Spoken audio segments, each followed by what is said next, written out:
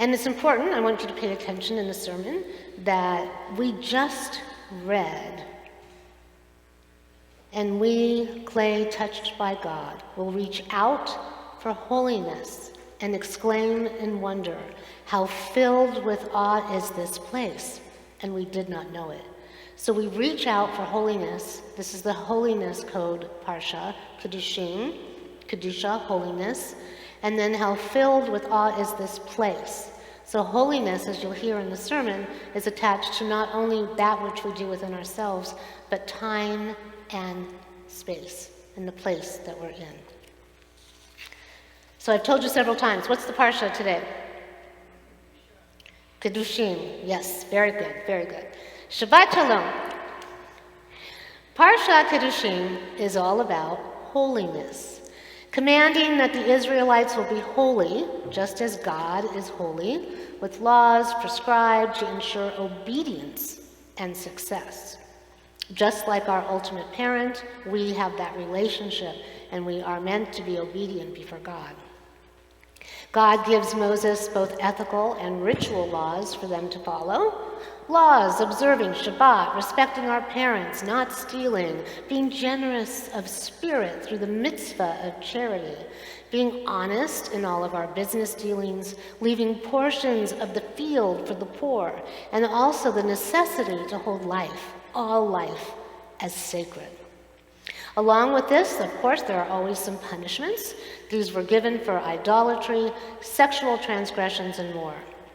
The famous command to love one's neighbor comes from this parsha.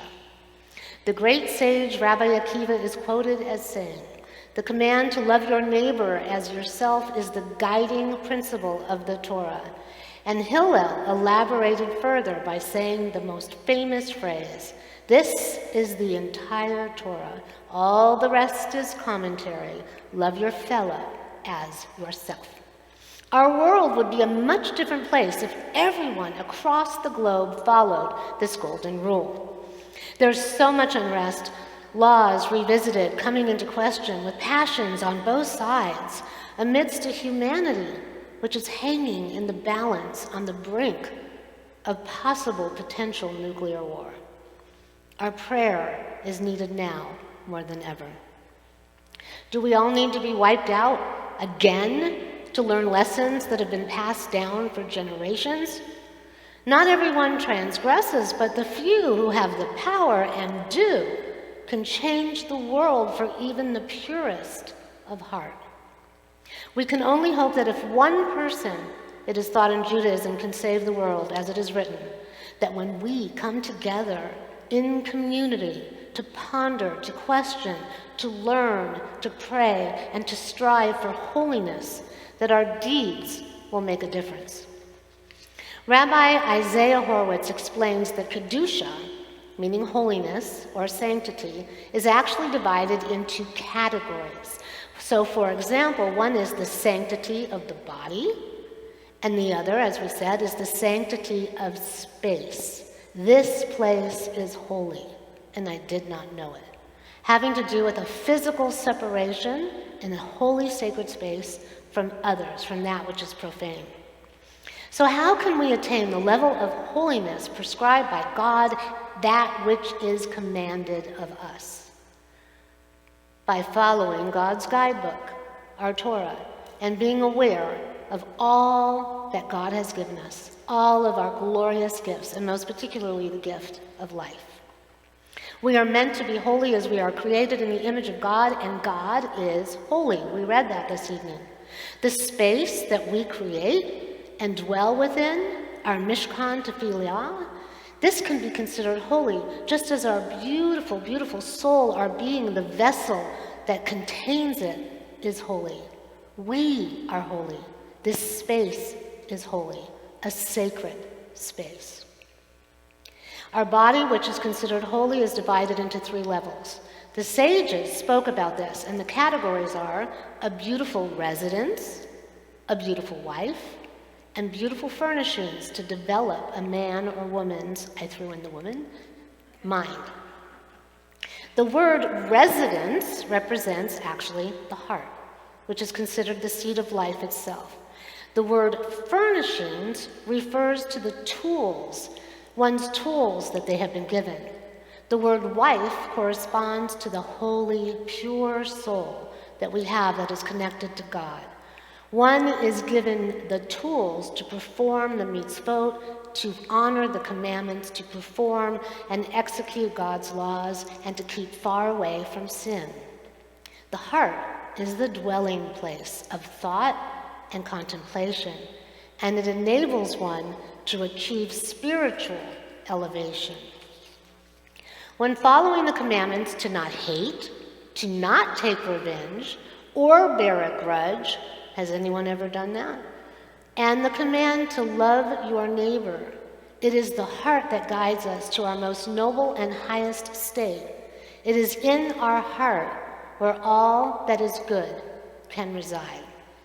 The wife, representing the sanctity of the soul, is that part of God. Like when we light the 2 Shabbat candles and we say there is a partnership there, a partnership between 2 loving individuals and a partnership between us and God. Just as we should cleave to one another, cleave to God, we are meant to cleave to every mystical aspect of the Torah that we are capable of, and that changes over time. Kabbalistically, every one of our mundane activities then can assume a very sacred character. The sanctity of space is a mystical dimension which provides opportunities for honor and the elevation of our soul, just like when we come in here to pray. Even time itself has a sacred dimension. We are meant to sanctify time through the observance, as we do here tonight, of Shabbat. And for example, like we did just a couple weeks ago when we came together, all 70 of us right over here, reading the Haggadah, telling the story, and sharing the Seder together of Pesach. If we value the sanctity of time, the sanctity of space, and the holy rhythm that is built into our calendar, the faith, the rituals, and the life that we have, we will attain and remain holy. Everything we do, every single minute of the day, has the seed of sanctity within it. The sages say that when we separate the sacred time of Shabbat from the profane of the week, like we do with Havdalah, we bring that Shabbos spirit. I've got that Shabbat feeling up in my head, down in my toes, deep in my heart. We carry that Shabbos feeling, that Shabbos spirit forward. We carry with it a holiness that has the ability to affect and elevate the entire world. Rabbi Mordechai Kaplan, the founder of the Reconstructionist movement, describes holiness as the manner in which we react to persons, objects, places, and events, which we regard as indispensable to human welfare and self-realization.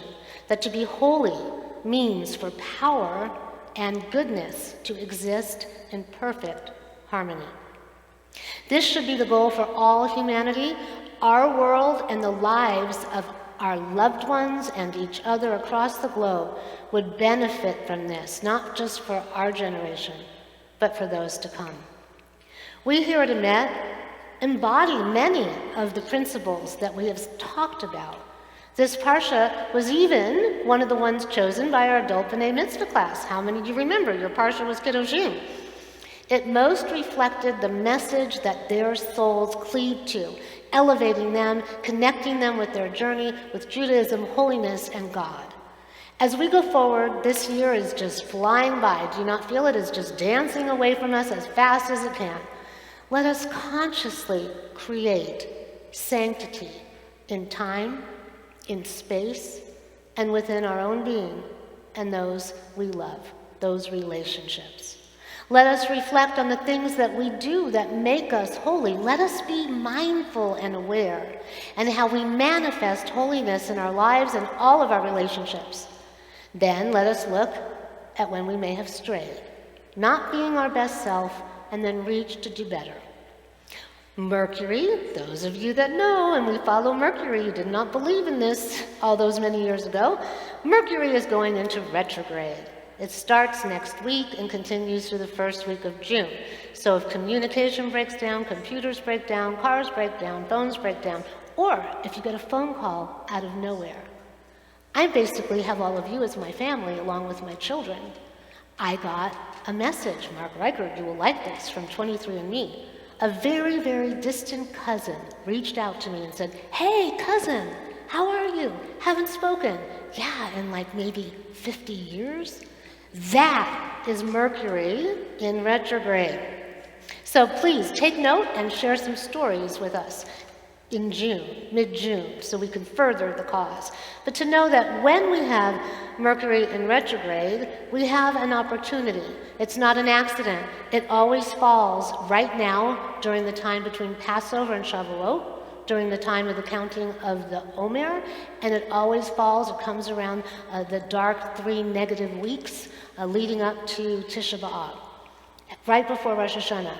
So that time when we're meant to look back, look in, go forward, make amends, that's Mercury retrograde. It gives us that planetary thrust to do the work, to make ourselves better, our world better, our relationships better, and our life better. This time period connects and it parallels with the light that is available to us both at the festival of Passover, the giving of the commandments at Shavuot, and Rosh Hashanah and Yom Kippur.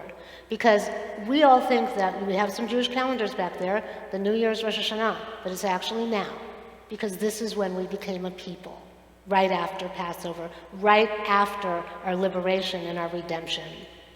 We are given the time in our Judaic calendar and in our soul to reflect, to refresh, to renew, and to redeem ourselves so that what we share, how we behave, our choices, and our influence on the world and each other will elevate all. K'nei Yehi Ratzon, may this be God's will. May it be so. Shabbat Shalom.